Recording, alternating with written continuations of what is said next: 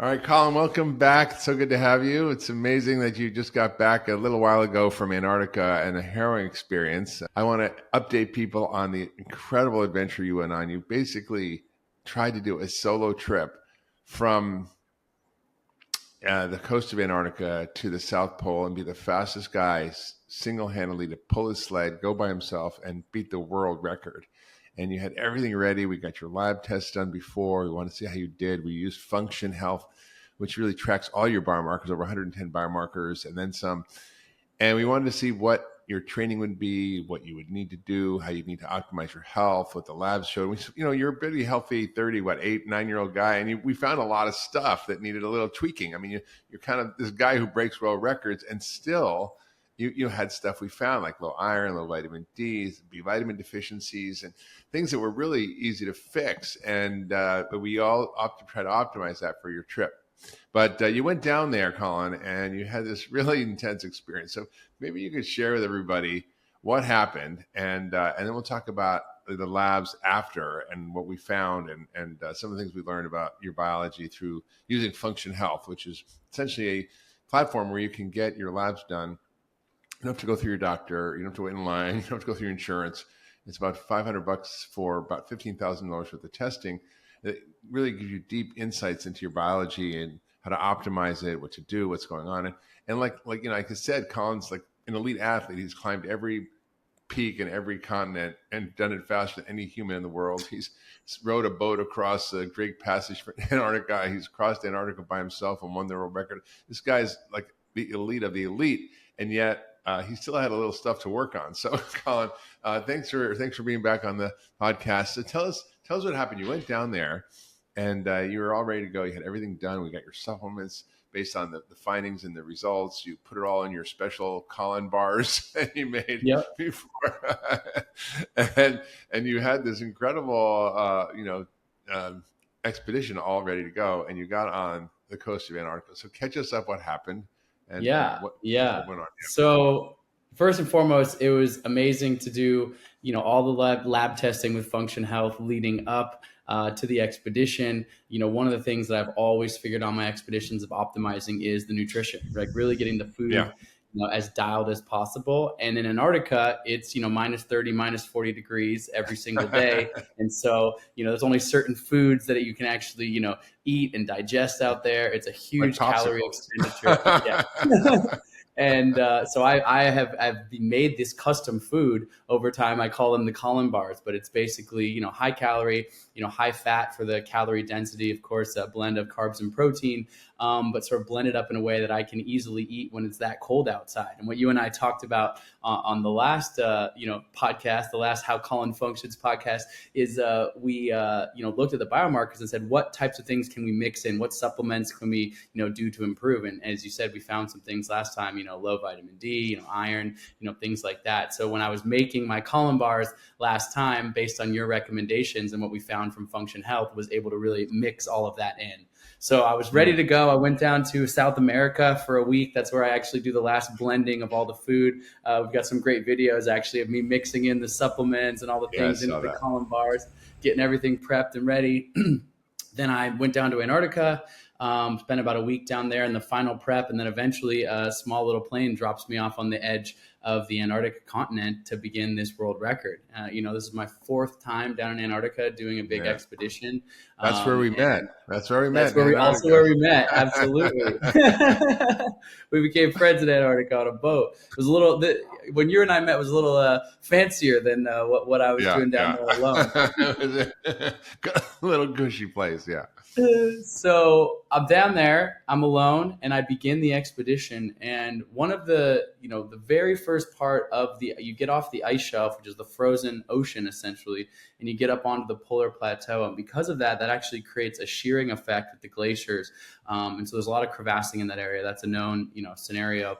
And of course, with all my experience in the outdoors, doing as best I can to navigate, through that area. But I'm alone. Usually when you're on a glacier, you are roped to another person, but I was doing a solo record, which is, an extra kind of dangerous or risky undertaking. And unfortunately, those guys who do solo climbs on like Yosemite on the mountain, a little crazy. right. So I'm ready to go. I've got my food packed. I got everything dialed. And 2 hours into the expedition, basically the worst case scenario befalls me, and I fall into a crevasse. There's basically what's called a snow bridge, and so that's snow covering up a crevasse. You can't see it. I stopped at the most inopportune time, and almost like a trap door, the ice and snow fell out from under me, and I fell, free falling into a crevasse. It's really more often than not that scenario would spell fatal consequences. Yeah. And fortunately for me, obviously we're having this conversation. I didn't die, but it was a very, very, very near miss. I was able to wedge my body about 5 feet after falling 5 feet below the crevasse, and looking down, there's 400 feet of air, just black Yeah. underneath me. That's how deep Yeah. it goes into the center of the earth. And, it's essentially a long story, but the Cliff Notes version is, I was inches from dying, inches from falling to the bottom of the crevasse. I had to snap my skis off and drop them into the crevasse to actually get, be able to climb my way out. And then, basically putting my boots on this bulletproof blue ice and my back and inching my way up without dislodging my sled, because my sled, which is 200 pounds, while my food and fuel was sitting on the lip of the crevasse. And if that comes Wow. down on my head, that's going to You were drag dead. me Yeah. down. I honestly am still kind of integrating, of course, all the emotions of that experience. There's a video of me just shortly after, and I got out and I took, to what I was, just like so afraid, and I'm crying, and it's Yeah. such heightened Yeah. emotion. And I'm sure we'll talk about it with the labs, but just a blast of, you would know better than me, but adrenaline and cortisol, and basically the highest level of stress that I could go through. So it was a very scary situation. Obviously, I didn't reach the goal of the world record this time. I've been fortunate to set 10 world records in my day, and what I've learned from that is you win some, you lose some, and coming home safe and sound with all my fingers and toes is always the number one success. Yeah. You're The breathing. world That's a record good itself sign. is just the icing on the cake. Yeah. But I did go back after falling into the crevasse. I did resume the expedition for 3 more days. So I did pull my sled about 80, 90 miles, 30 miles per day, 12 plus hours a day, eating the Colin bars and that. But then eventually the sort of adrenaline wore off, and my body was just kind of, in a pretty, body and mind more than anything. I'm just kind of like, I think it might be time, Shakes you up a little bit. Yeah. to go home. And so Yeah. I pulled the plug, although it's not as simple as getting out of Antarctica, like pushing an eject button, and it takes another 8 to 10 days of, sitting in my tent alone for 3 or 4 days, and then getting a small aircraft to get to where I am, and then getting to another base, and whatever. It's a lot of logistics to unwind. But then, that brings us full circle to where we are. So when I did we get were back, supposed to meet in South America, but you I couldn't know. come. I was hoping Exactly. I was hoping to throughout meet the you end in of the South trip. America. You sound like you guys had a great adventure down there. But I did, in the, what's so interesting about what we're doing here with Function Health is, as you know, I've got these multiple world records lined up. Now I'm, aiming for this cycling world record in June. And what we're doing here with Function Health and our work together is doing kind of longitudinal study of sort of like the ups and downs, what happens. Obviously, we thought we'd be measuring my data after, a month in Antarctica. It was I ended up spending about a month down there, but it was a different kind of month than we thought I was going to spend down there. But, what happens in my body? What happens in my body chemistry after a severe trauma, the spike of adrenaline and cortisol, all the things, and coming back. So as a reminder to the audience, we did the full, function blood panel essentially right before I left, right after our last conversation. Got a bunch of data there that we're going to look at today. And then interestingly enough, we've got the data basically the day I got back to the United States after surviving the crevasse fall, and seeing, between the supplements and what I was putting in my body and the good things, as well as the, maybe traumatic or energetic drain from this trauma.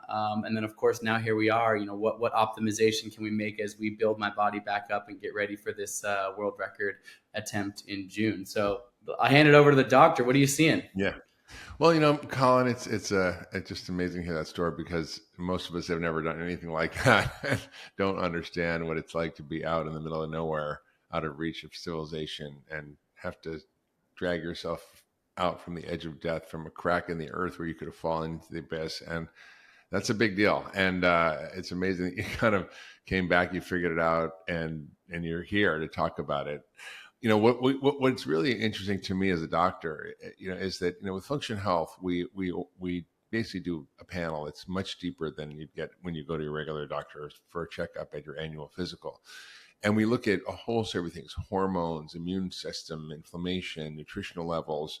We look at all the things that really matter about how to optimize your biology. So you may not have a disease, but we find a lot of things that are off when we look at this. And we're seeing people from all ages, all backgrounds, and we're seeing a lot of abnormalities that people haven't picked up. Where there's cancer potentially, or low thyroid function, or nutritional deficiencies, or poor metabolic health, which we see in like over 90% of people. I mean, 67% of the people who've done the test have had some level of nutritional deficiency, not at the optimal level, I would say, as a functional medicine doctor, but literally at the level that would be, I think it's really terrible. Like vitamin D, less than 30, it should be over 45. But even that, we've got so many people low. So what we found with you was sort of surprising. I mean, it wasn't initially, we found the high levels of inflammation came right after your exercise. So that's not abnormal. But we also had a lot of nutritional deficiencies. We found iodine. We found B12 folate deficiency, iron deficiency, vitamin D deficiency, and the iodine deficiency, I think, had some role to play in your thyroid, which was not optimized. And your thyroid is your metabolic engine. And we see about 13% of people who do function health tests have abnormal antibodies, which means they have a low grade of autoimmunity against their thyroid. So it's and most of these are not picked up. And we also saw you had liver function tests elevated, and things that were problematic that were probably from overtraining or doing too much, or perhaps putting a big stress on your liver, getting dehydrated. And we knew we kind of looked at all that, and then we put together a program that was sort of custom tailored to you. And we gave you, a multivitamin stack that really works for athletes. We had to fix the B vitamins, so we gave you something called homocysteine supreme, which is a complex of B12, folate, and B6. We gave you a little iodine. We gave you iron. We gave you something to support your liver and help your liver. And we gave you some anti-inflammatory compounds, which are really important, like fish oil and HTB Rejuvenate from Big Bold Health, which is essentially from Himalayan tarry buckwheat that has all these bioflavonoids. And we gave you a bunch of stuff to help performance as well, adrenals and mitochondria, but it wasn't really based on what we found, but more for your athletics. And what we see is, like, when you do that, you got better. So your homocysteine, which is an abnormal number, was 12.6, should be under 6 to 8, and yours was then down to 8.6, so almost normal. Your iron was really low, like 28, should be over 45, went up to 58. Your vitamin D, interestingly, you're taking vitamin D, didn't go up. And so what that tells me is that maybe you were eating it with fat, and it wasn't absorbed well, or maybe you're one of those people who have vitamin D receptor abnormalities and have actually a need for higher vitamin D. So we're going to have to maybe look at some genetics. Gives us clues about what to look at. Your liver function got better because we gave you some support for your liver to boost glutathione. So as we do this, your biology is becoming more optimized. Even though you're an extremely healthy guy and you're very fit, you do all these crazy athletic events, still there's optimization. And kind of reminds me when I was working with this team, Real Madrid, which is a soccer team, for those who don't know, or they call it football over there. They sent a bunch of young guys over to me at Cleveland Clinic, and they were, top athletes. And I found all these nutritional things and all these metabolic things going on with them. And we fixed them all, and their performance dramatically improved. So it's really about how do you optimize your health, whether you're an elite athlete or whether you're just kind of a normal person doing a normal life. You want to optimize your health. So it's really great to get these repeated tests, and it's really very easy through function. A friend of mine was saying the other day that he wants to get his blood checked more regularly, but it's a pain in the neck. He has to go to the doctor, he has to go to this lab, he has to go to that lab. They don't do the test. It's really annoying. He can't be autonomous. He can't have agency over his own biology, which is really the whole point of function, which is to give people agency over their own biology and to let them kind of have their own data and be the CEO of their health, right? I can definitely attest to what we've done. Like, just being able to, first of all, it's so easy. It is so easy. Just, assuming you live in a place where there's a Quest house, you don't live in the middle of nowhere, you can go in, you get the blood test. It takes like 20 minutes, the Function Health, the concierge, he sets it up for you. It is so simple. And then the dashboard. When people are watching this, hopefully we can put an overlay of the dashboard, but it's incredible because you can see now that I'm, the before and after, and you can see where the different levels. So you can kind of see longitudinally where, oh, what was that 3 months ago? Oh, was, like looking through all these, usually this like Yeah. long printout. Of course, you're used to looking at that kind of stuff. For us regular people, you can actually, actually see it in a really nice graphical way. Oh, that's going up. Oh, that's going down. And, it tells you, oh, this is a little bit out of balance. That's It's right. not, obviously not every person gets to have the one-on-one conversation with the, Mr. Mark, Dr. Mark Hyman. Mr. Dr. Hyman. Mr. Dr. Mark Hyman. But, I feel fortunate for that, but really it's incredible, even without this dialogue, what the, AI tools have done is basically your knowledge, your wealth of knowledge is programmed into the back end of Function Health. And so it's incredible. And other experts and the whole scientific literature, right? It's everything, right? Yeah. It's all there in the back end. So I have found it to be so incredibly, user friendly. What have you seen? Was there one thing that I noticed? And again, just top for me, I obviously can't look at it as deep as you, and I'm looking forward to the recommendations that you have. But one of the things that I saw drop, I guess I'm not that surprised based on the stress, looked like my testosterone number may have dropped like a bit. Coming out I was going of to talk about that. Yeah.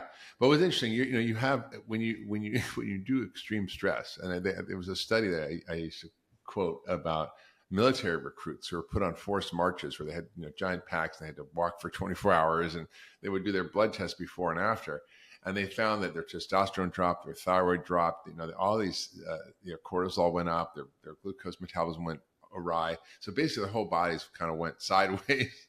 And so when you see the testosterone, it does respond to the stress for sure. There was a study where they looked at football fans, and if their team won, their testosterone went up. If their team lost, their testosterone would go down. and so your free testosterone, which is really something important to measure. And again, this is the kind of stuff we do with Function. We check not just one analyte, but we check everything that is related to the particular function of the body. So rather than just saying total testosterone, which most doctors do, we also want to know the free testosterone. We want to know the sex hormone binding globulin, which is what binds to the thyroid, keeps it in the blood that's kind of secure. And then when you need some, it'll release some. And for you, what we found was you had actually really normal free testosterone. So your free testosterone was quite high, but your total was low. So when you're stressed, it can go down, and that for sure happens. But it can go up as well when the stress goes down, and then the free testosterone being adequate is fine. So in that case, I would ask you, how's your sexual function? How's your libido? What's working? What's not? Do you feel a change in your body? But I think my guess is you probably don't, because you have good free testosterone. Yeah, no, that's interesting because I noticed that number, the overall testosterone, but I was like, wow, man, I just must have, in the past many, many years ago when I was racing triathlon professionally, I had that number drop a couple of times from overtraining, just like really stressing my body super hard and needing to recover, which leads me to my next question, which is, so we did the test in December. I go to Antarctica. Obviously, it doesn't go as well as planned. I'm here to tell the tale. That's the most important thing. Then we get the test again. And then now it's, we're into February now, and I've got this, world record cycling project coming up in June. So the goal to remind folks is me and a partner, my childhood best friend, Lucas, we're attempting to ride cross country faster than any person has ever cycled across the country ever, in something called the Race Across America. So we're trying to ride over 3,000 miles in under 6 days, basically, averaging 20 some miles about 20 miles per hour per day, nonstop, 24 hours around the clock. And it's going to be a big push. So I might join you on that for like a mile. Amazing. Can't wait. So the question I have though is, we're coming out of Antarctica, obviously some pretty significant stress, on the body, but I've been staying on the supplementation that we, recommended for before Antarctica. I've stayed on that, consistently through here since then.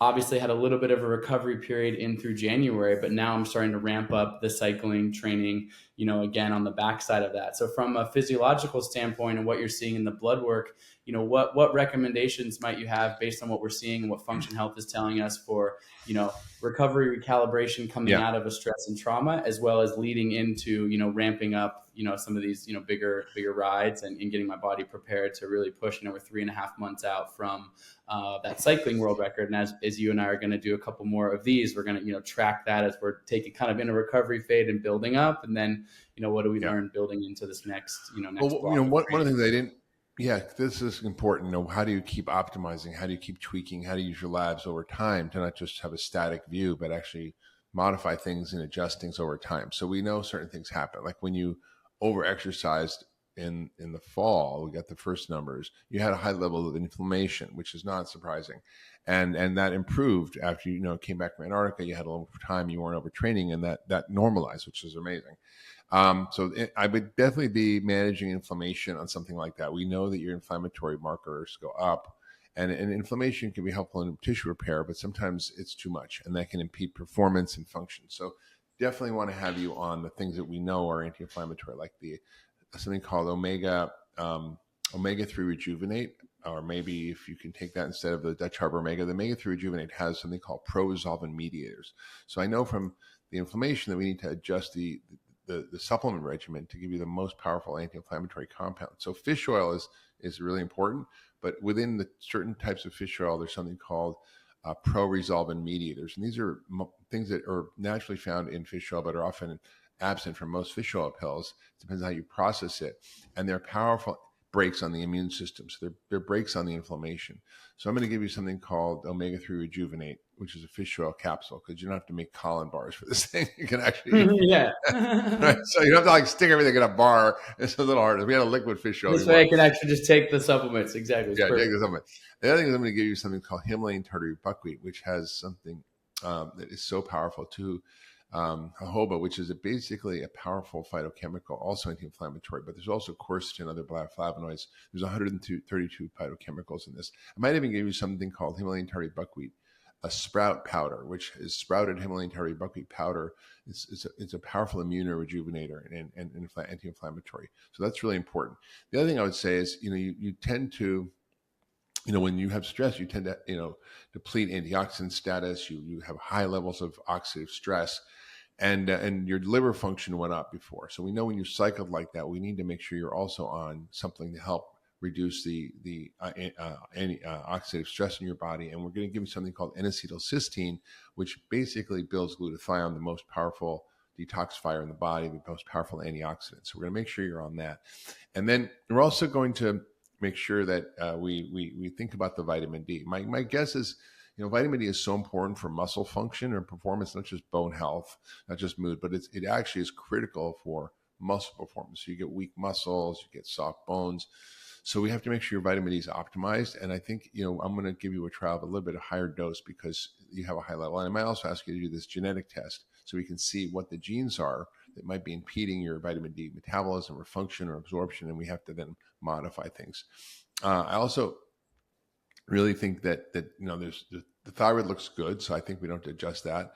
But there lead was a little bit high, and I was sort of surprised your lead was a little high, and I was sort of wondered why that is. And I would probably follow up with a test that looks at your body's total lead storage. You may be getting it from somewhere. I don't know if it's from your water supply, if it's maybe you like to do stained glass, or maybe you drink out of crystal vases for your water or wine glasses. But a lot of people have lead. It's in the environment. It's in the food sometimes. So getting the heavy metals out of your body, and we test for toxins with Function Health, which is something most doctors don't do, and we can do something about it. There's supplements you can take. There's various medications that sometimes helps chelate that out, and the N-acetylcysteine will help that. So we're gonna kind of watch the lead, and then we're going to for sure make sure your B vitamins are right because they are involved in mitochondrial function, energy production, and lots of things. So we're going to provide all that as well as a sort of performance and recovery stack that we did before, which is something called MitoPure, which helps the mitochondrial function, and creatine and extra amino acids, and an adrenal support. So based on your labs, we're going to kind of keep watching the things that were off. The one thing that we did see was your cholesterol kind of got worse, and after the stress of this Antarctica trip. And we know, for example, when race car drivers go around a track and they're coming out before and after they do the race, that their cholesterol can go up 100 points. So we know stress also plays a role in your cholesterol metabolism. So we're going to kind of tweak all that, adjust it, and then hopefully I'll meet you for a mile, try to keep up for a mile, maybe 2 or 10, to see how it goes. I got to train for that. and then what do you ride at 25 miles an hour? How fast do you ride? Well, we have to average 20 miles per hour for the entire time, like literally the entire time average. But if you think about it, we also have to ride over the Rocky Mountains. We have to ride over mountain passes. So obviously those, you're riding 6, 7 miles per hour. So it means in the flats, we got to average, Okay. Well, I 25 definitely miles can per do hour. I can do 20, 25 for an hour on a flat. Perfect. Come out Not and join me for an hour. mostly, Across Kansas, maybe. my speed's about 21, 22. But so That's solid. I don't know if I can hit the 25 for an Perfect. hour. We'll see. Perfect. Yeah, one of the But things that we're going to be, yeah, it's getting it all dialed and optimized. Well, that sounds fantastic as kind of the next step here of kind of coming out. Like I said, we're gonna meet again in 5-6 weeks and kind of review what it looks like when I'm in the midst of a training block and how these supplements that we're yeah, taking. I guess in one question I did have in regards to function health is obviously, for those that don't know, it's about $500 for have kind of the big, large panel of tests. But one of the things I've loved about Function, the user friendliness of it, is that you can sort of add tests ad hoc. yeah, Whether that I did like the Grail cancer screening test or yeah. allergy tests and stuff like Or that. So gluten some of these other sensitivity, or yeah. yeah. So some of these other maybe additional tests that you're talking about, would that also be able to be, kind of added? Like I'm going to go do the full panel, but we can also kind of self-select a couple additional things. Yeah, And come like back. one of the things that we have to do that we didn't follow up with this is you had a very low level of thyroid antibodies, even though your thyroid tests were normal. So it's a low level autoimmune reaction, and probably 25 to 30% of people with those autoimmune thyroid antibodies. By the way, and we're with over 25,000 people, we've got 2.5 million biomarkers. We've seen a lot of data, and we looked at that data, and about 13% of people have autoimmune thyroid antibodies. Now, when you go to your regular doctor, they just check your TSH, which is the measure of your sort of brain telling your thyroid how it goes, if you should make more or less. That's not enough. You need to check all the thyroid markers. And we have 5 different biomarkers we use, not just one. So we have TSH, free T3, free T4, thyroid antibodies, 2 different thyroid antibodies. And we see a lot of people who have low-grade Hashimoto's with kind of normal-ish thyroid, kind of like you did. And you're kind of, it's okay. I wouldn't necessarily treat it right now, but I'm like, why do you have this autoimmune antibodies? Is it something that's bothering your system? Is it a heavy metal? Is it gluten? Is it something? So it might be lead, but 25 to 30% have low grade non-gluten, non-celiac gluten sensitivity, or just celiac, and they're missed. So we're going to check a full celiac panel as well. It's a sort of an add-on test, but we can get a real sense of whether this is an issue for you. Maybe you're eating gluten, you feel good, but if you're eating gluten, it can affect your performance because it can drive low-grade inflammation. It can cause leaky gut. It can cause all sorts of stuff. So, Djokovic, who's a very famous tennis player, he was like last of the pile for a long time. And then he basically changed his diet and he went gluten-free, dairy-free, got rid of all the food sensitivities, fixed his gut. And now, the story is the number one in the world. One of the greatest of all time. Yeah, the greatest of all time. So he's quite amazing. And he was really using food to regulate that. So we're going to kind of dive deeper a little bit. And we can do that with function. So, and I want people to understand, like Colin's an extreme example. He's an anomaly of an athlete. But what we're trying to point out here is that everybody's got stuff. Like I can't tell you anybody I've seen who doesn't have something that can be optimized. And then the beautiful thing about it is you can detect transitions from wellness to illness that may not be a disease, but you can see these slight changes. So for you, I'm going to kind of be paying attention to these things around your anemia and your vitamin D and your liver and your inflammation and this thyroid issue, which could be affecting your performance, because even a little bit, thyroid's your motor, right? If your thyroid's low, your metabolic engine is low. So the real key is to optimize all of that. And I think we gave you iodine, which actually normalized your thyroid function, the actual TSH. And we also gave you supplements that contain selenium. Selenium is really important for conversion of T3. We gave you vitamin D, which affects thyroid function as well. It's important for the vitamin to be available so that T3 can act and change your biology and metabolism through how it binds to the cell. We have vitamin A in there as well, zinc, fish oil. All these things help thyroid function. So your thyroid definitely looks better, but there's still this low grade antibody that makes me go, maybe there's something. So we're going to repeat the function panel. We're going to see what's going on. But like I said, everybody has something, and it's always something to tweak. And it's not necessarily you're like, oh my God, I've got a disease, but it's like, okay, I better pay attention to this, or I better follow up on this. And I think it's just an incredible opportunity for people to have the chance to have autonomy, agency, and be able to track their data over time. It has intelligence in the back end that guides you what to do. I mean, not everybody gets Dr. Hyman looking at it, but basically you kind of do, because I basically have helped input all the interpretation of what it means and what to do about it and how to optimize it. So it's kind of cool. It's amazing. Well, I'm so grateful that we're doing this. I can't speak highly enough for Function Health. Like I said, the ease of it, the fact that I can just get this done, basically schedule it and get it done in my own backyard. 5 minutes from my house. You go get the blood draw, and then it comes back all in this incredible way. People want to check it out. There's my code is functionhealth.com/Colin. Just my name. You can go on there and click, because otherwise there's quite a long wait list, but people can sign up. Yeah. That way. Oh, that's right. There's 100,000 people on the wait list. So you better use that code so you can jump the wait list and get it if you want. Exactly. So I'll say it again. It's functionhealth.com, just / my name, Colin, with one L, Colin.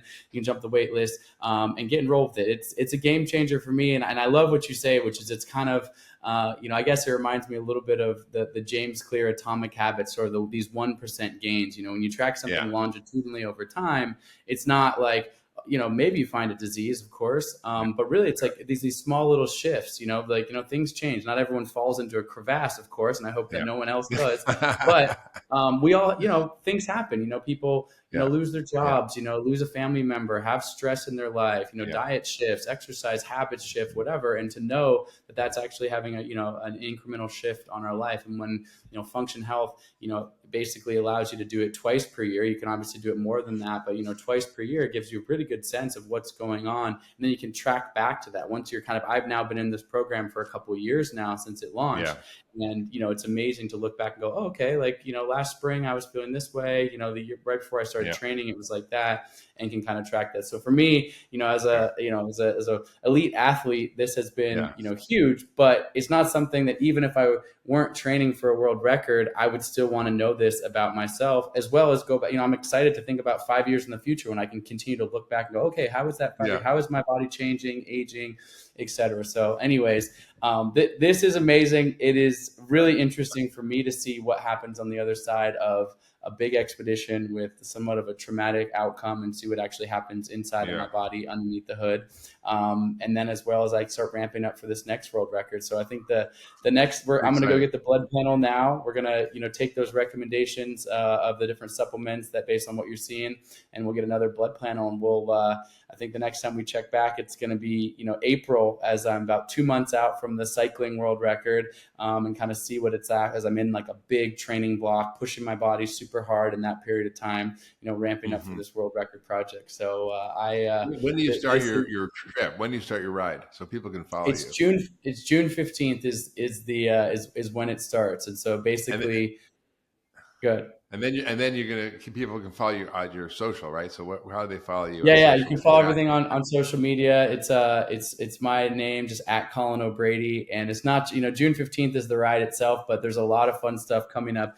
As we train and prepare, not only what we're doing here with Function, but we're optimizing every layer of this. In the end of March into early April, we'll be in London, going to the Formula One track to go on the wind tunnel there at the Formula One McLaren F1 facility to see every vector of wind, how this wind or this wheel or our position on the bike and this. And so it's not just optimizing, our bodies from the blood work inside, but it's, every sort of nook and cranny, wind vector, things like that, to optimize the highest performance, to hopefully ride our bikes as fast as we can across the country. So we'll talk more about that next time.